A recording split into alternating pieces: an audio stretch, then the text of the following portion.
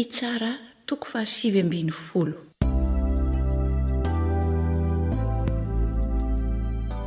Ny ratsy nataon'ny mponina tao Gibea sy ny namalin'ny Israely rehetra azy.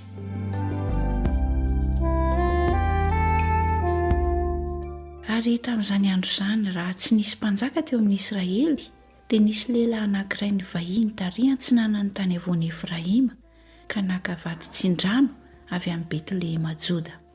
Ary ny vady tsin-drano nijangajanga sy nisitaka taminy ka nandao azy ary nakany an-tranondrainy any Betlehema Joda dia nitoetra tao efa bolana mipaka. Ary niainga ra-lehilahy ka nandeha nanaraka azy hanao teny malefaka taminy hampody azy ary nitondra ny zatoviny sy ny biriky roa. Dia napetran'ondra vehivavy ao an-tranondrainy izy ka noho nihita ndraindra zazavavy ra-lehilahy dia faly izy ny ona taminy.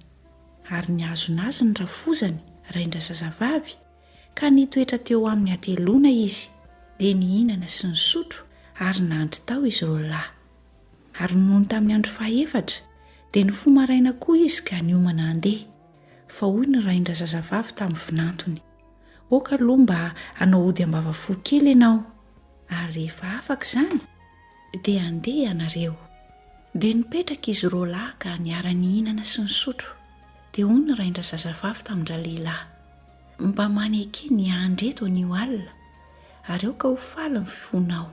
Ary raha niomana handeha ra-lehilahy dia nanery azy toetra ny rafozany ka dia tafandriana tao indray izy. Dia nifoha maraina koa izy handeha nohony tamin'ny andro 15. Fa hoy ny raindra zazavavy, oka mba hanao ody ambavafo kely ianao ary mijanojanoana aloha mandra-pila ny andro. Ary dia niara-nihinana izy roa lahy.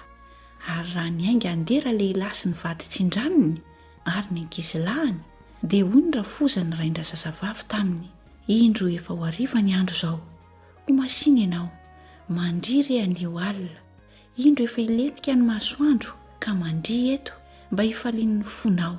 Ary raha mpitso dia hifoha maraina koa ianareo ka andeha hody ianao.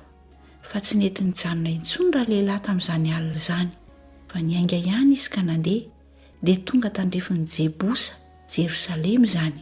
Ary biriky roa samihafa vao isy laselo ny nentiny ary ny vady tsin-dranony niaraka taminy koa. Ary rehefa mbity eo akaikin'ny Jebosa izy ka efa ho hariva ny andro dia hoy ny zatovy tamin'ny tompony, andeha hiakatra ato amin'ity tanàny Jebosa ity isika ka andry ato.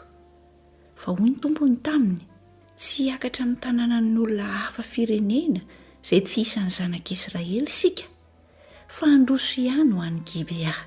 Ary hoy izy tamin'ny zatoviny, andeha isika akamin'ny anankiray amin'ireo tanàna ireo dia any Gibea na any Rama ka andry any. Dia nandroso izy ka nandeha. Ary raha mbola teo akaiky any Gibea izay any Benjamita izy dia niletika ny masoandro ka dia nivily teo izy andeha andry any Gibea. Ary niakatra izy ka mipetraka teo an-kianjan'ny tanàna fa tsy nisy olona nampy an-trano azy andry ao an-tranony.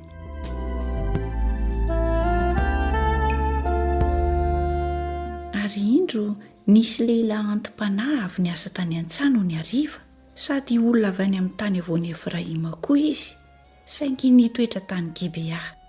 Fa ny mponina tao amin'izany tanàna izany dia Benjamita. Ary rehefa nanompo ny masony izy ka nahita ilay vahiny teo an-kianjan'ny tanàna dia hoy ilay lehilahy antim-panahy, ankaiza moa ianao ary avy taiza? Dia hoy izy taminy, avy tany Betlehema Joda zahay ka hankary antsinanany tany avoan'i Efraima, fa any ny tany niaviako ary nakany Betlehema Joda fa pakany an-tranon'i Jehova, ary tsy misy olona mampy an-trano ahy. Kanefa misy mololo sy hanina ihany ho an'ny birikinay, sady misy mofo sy divay ho asy ny ankizivavinao ary ho an'ny zatovy manaraka amin'ny mpanomponao. Tsy misy zavatra ilaina intsony. Dia hoy ilay lehilahy antim-panahy, fedanana aneo anao, aoka ho adidiko izay rehetra ilainao fa aza mandry foana eto an-kianja. Dia nitondra azy tany an-trano izy ka nampihinana ny biriky. Dia nanasa tongotra izy ireo ka nihinana sy nisotro. Ary raha mbola nampifaly ny fony izy, indro ny mponina tao an-tanàna, olona tena ratsy fanahy, dia nanodidina ny trano ka nandondona mafy ny varavarana ary niteny tamin'ilay lehilahy antom-panahy tompontrano hoe avoay ny lehilahy izay niditra ato an-tranonao mba hahalalana azy. Dia nivoaka nankeo aminy raha lehilahy tompontrano ka nanao taminy hoe tsiry rahalahiko, masina ianareo, aza manao ratsy fa tonga ato an-tranoko ity lehilahy ity, koa aza manao izany zavatra fady indrindra izany ianareo. Indreto ny zanako vavy Virjiny sy ny vady tsindrano lehilahy, oka mba hoentiko mivoaka ireo ka mandry aminy, ary ataovy aminy izay sitrakareo, fa aza ity lehilahy ity no anaovanareo izany zavatra fady indrindra izany. Fa tsy nety niaino azy ireo lehilahy ireo, ka dia nalaindra lehilahy ilay vady tsindrano ka navoaka ny taminy teo alatrano. Dia nahalala azy ireo ka nanao ditra taminy mandritra ny alina mandra-pamarain'ny andro, ary rehefa hiposaka ny masoandro vao nalefa ny andeha izy. Ary rehefa ho maraina ny andro dia tonga rahavehivavy ka lavo teo am-baravaran'ny trano lehilahy izay nitoeran'ny vadiny ka nivalan'ny dotra teo mandra-pazava ny andro. Dia nifoha maraina lehilahy ka namono varavaran'ny trano dia nivoaka andeha tamin'ny lalan-kalehany, ary indro rahavehivavy vady tsindrano no miampatra eo am-baravaran'ny trano ary ny tanany eo amin'ny tokonana. Ary ora lehilahy taminy mitsangana andeha isika, kanto tsy nisy namaly. Dia nobetaindra lehilahy izy ka nasampiny teo amin'ny borikiny, dia niainga izy nandeha ho any amin'ny fonenany. Ary rehefa tonga tao an-tranony izy dia naka antsy ka noraisy ny fatin'ny vady tsindranony, dia noraisy niaraka ny famavany taolany ho 12 toko ka nampitondray ny heran'ny tanin'ny Israely rehetra. Ary hoy izay rehetra nahita, tsy nisy zavatra natao na hita toy izany hatramin'ny andro ny akaran'ny zanak'Israely avy tany amin'ny tany Egipta ka mandraka androany.